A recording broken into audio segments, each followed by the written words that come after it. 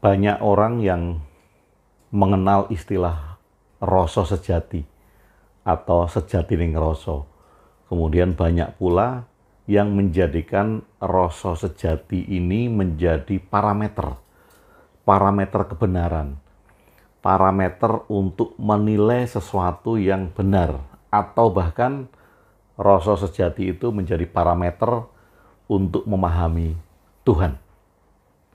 Nah, apa sih sebenarnya rasa sejati itu?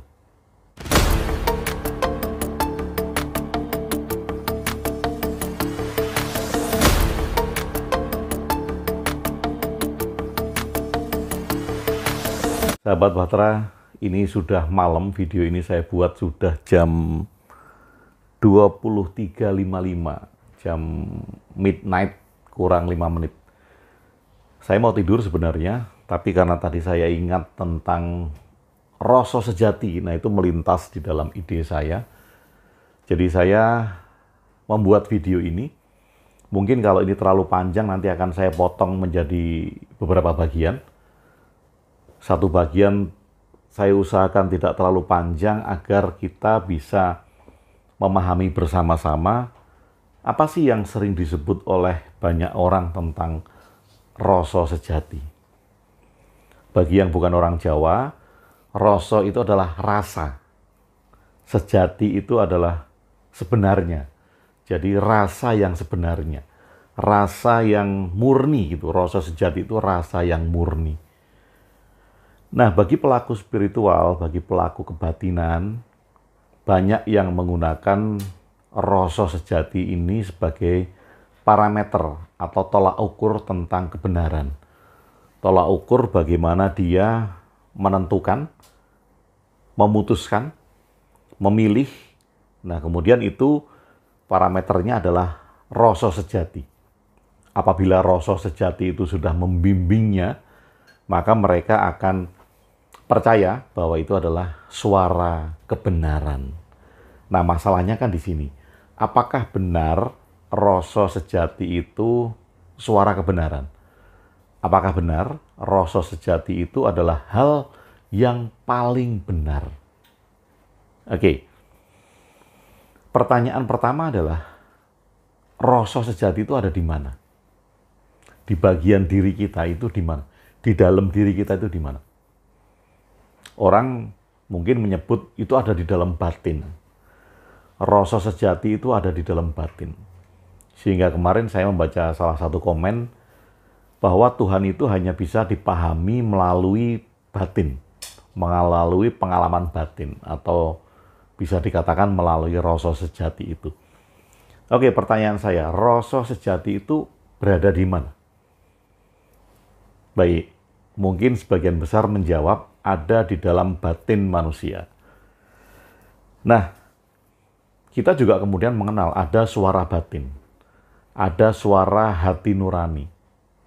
Oke, rasa sejati, suara batin, hati nurani, itu sama nggak? Kalau beda, bedanya di mana? Kemudian, kalau beda, tentu saja kemudian tempatnya berbeda.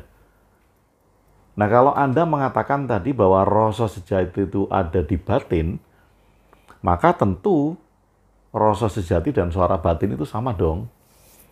Kan katanya ada di batin. Nah, sekarang pertanyaan selanjutnya adalah, batin itu ada di mana? Apakah ada bagian diri kita itu yang disebut batin, yang bisa mengeluarkan suara, yang bisa membimbing kita? Itu di bagian mana batin di dalam tubuh kita itu? Oke, tentu saja karena literasi Anda, pengetahuan Anda, kemudian pergaulan Anda, budaya Anda, maka Anda yang mendengarkan video ini mempunyai jawaban yang berbeda-beda.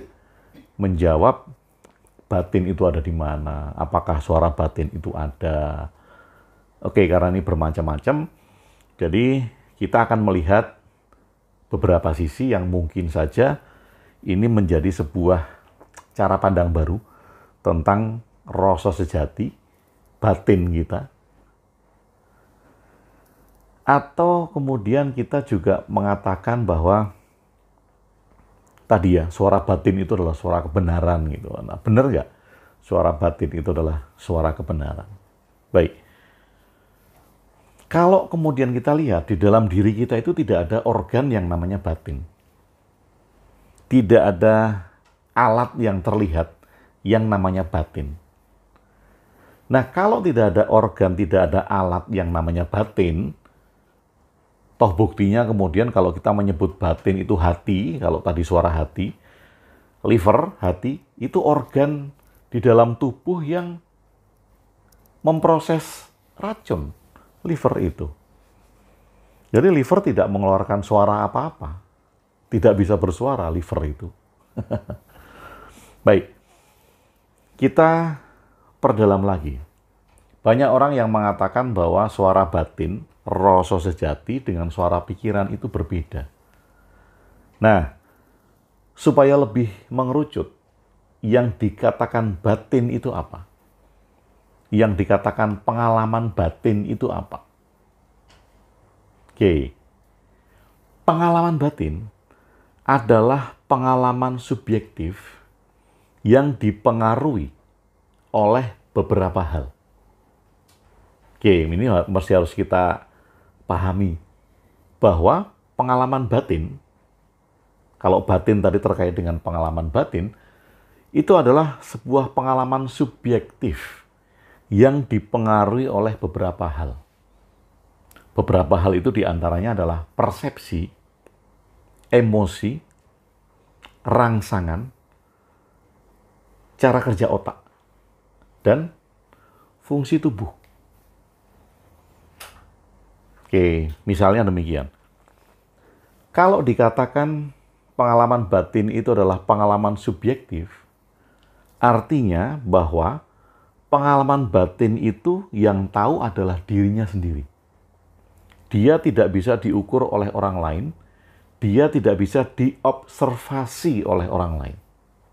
Nah, karena pengalaman batin itu tergantung dari persepsi, maka setiap manusia mempunyai persepsi yang berbeda, pengalaman batinnya akan berbeda.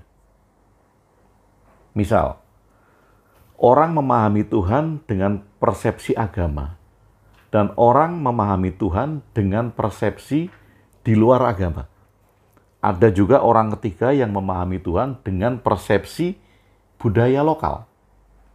Nah, karena perbedaan persepsi ini akan menimbulkan pengalaman batin yang berbeda. Karena apa? Subjektif. Baik, kalau pengalaman batin itu adalah pengalaman subjektif yang dipengaruhi oleh persepsi, rangsangan dari luar, itu bisa berupa gambar, bisa berupa suara, bisa berupa fisiologis tubuh gitu ya. Kalau dihantam, tubuh kena benturan misalnya, atau gesekan. Kemudian budaya. Budaya ini termasuk nilai-nilai, norma-norma yang diyakini. Nah, semua itu akan membentuk pengalaman batin, pengalaman subjektif. Pertanyaan saya selanjutnya, apabila tidak ada persepsi, apabila tidak ada rangsangan fisiologis, apabila tidak ada kerja otak, apabila tidak ada budaya dari luar yang dipelajari, tidak ada nilai-nilai yang diyakini, norma-norma yang diterapkan, pengalaman batin itu ada tidak? Ada nggak pengalaman batin itu? Kalau semua tadi nggak ada. Oke. Kalau pengalaman batin itu dipengaruhi oleh beberapa hal tadi, berarti batin itu tidak merujuk kepada sebuah alat. Tidak merujuk kepada sebuah organ. Otak misalnya. Nah, otak itu menghasilkan cara kerja pikiran. Organnya adalah otak. Nah, kalau batin tadi adalah pengalaman subjektif, artinya batin itu tidak merujuk kepada alat. Tidak merujuk kepada organ. Dia merujuk kepada pengalaman subjektif yang dipengaruhi oleh beberapa hal tadi. Nah, sekarang kita tahu bahwa persepsi, cara kerja otak, rangsangan panca indera, budaya, nilai, dan norma, siapa yang bisa mendeskripsikan? Siapa yang bisa menilai itu semua? Yang menghasilkan persepsi siapa? Jawabannya adalah pikiran. Pikiran manusia menghasilkan persepsi karena beberapa faktor. Nah, kalau pikiran menghasilkan persepsi, berarti pengalaman batin dihasilkan oleh pikiran. Dan pengalaman batin tidak terpisah oleh pikiran. Karena pengalaman batin merujuk kepada pengalaman subjektif tentang persepsi kita, konteks kita terhadap sesuatu, terhadap pengalaman. Oke, mungkin beberapa di antara Anda ada yang kaget atau bahkan menolak, ternyata batin dan pikiran itu sama. Batin itu merujuk kepada pengalaman subjektif. Maka kemudian orang menyebut itu adalah pengalaman batin. Kalau kemudian kita turunkan menjadi perasaan, apa sih yang disebut sebagai perasaan? Atau apa yang disebut sebagai rasa? Rasa itu ada di mana? Kalau tadi Anda menyebut rasa itu ada di batin, dan ternyata batin itu dipengaruhi oleh beberapa faktor tadi yang ternyata dihasilkan oleh pikiran, berarti rasa ada di dalam pikiran. Atau bahkan rasa itu tidak beda dengan pikiran. Yang kemudian membedakan antara pikiran, batin, atau rasa tadi adalah fungsinya, bukan alatnya. Jadi kalau Anda mengatakan bahwa kebenaran itu parameternya adalah rasa, suara kebenaran itu parameternya adalah rasa, sedangkan rasa, batin, itu dihasilkan oleh pikiran yang dipengaruhi oleh beberapa faktor tadi.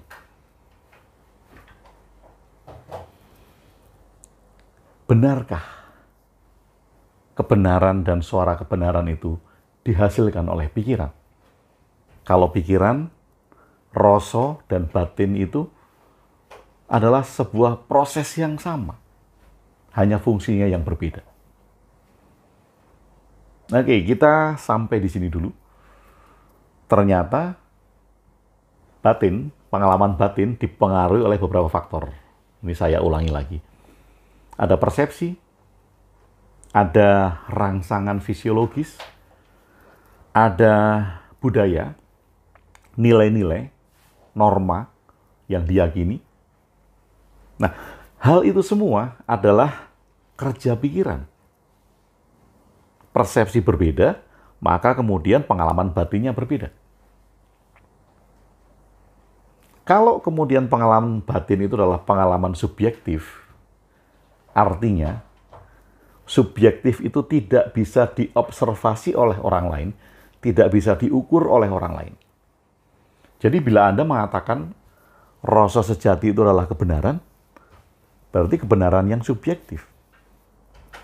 Kalau Anda memakai parameter tolak ukur rasa sejati untuk mendekati semua hal di dalam hidup Anda, berarti Anda mendekati semua hal itu hanya dengan pengalaman subjektif yang tidak bisa diobservasi oleh orang lain, yang tidak bisa diukur oleh orang lain, bahkan kemudian tidak bisa dilihat oleh orang lain apakah itu benar atau tidak. Karena itu subjektif. Sehingga kalau Anda mengatakan benar dari rasa sejati Anda, dari batin Anda, itu adalah benar menurut Anda. Karena itu subjektif. Baik, nanti akan saya lanjutkan. Kalau Anda punya pemikiran lain tentang rasa sejati ini berada di luar pikiran, berada di satu tempat di dalam tubuh, Anda bisa tuliskan komen di bawah video ini. Dan mudah-mudahan Anda nggak menganut aliran pokoknya ya. Tidak menganut aliran pokoknya pengalaman saya tentang rasa sejati. Wah, jangan pokoknya. Baik, terima kasih sudah bersama saya Agung WB di Jonggring Saloko.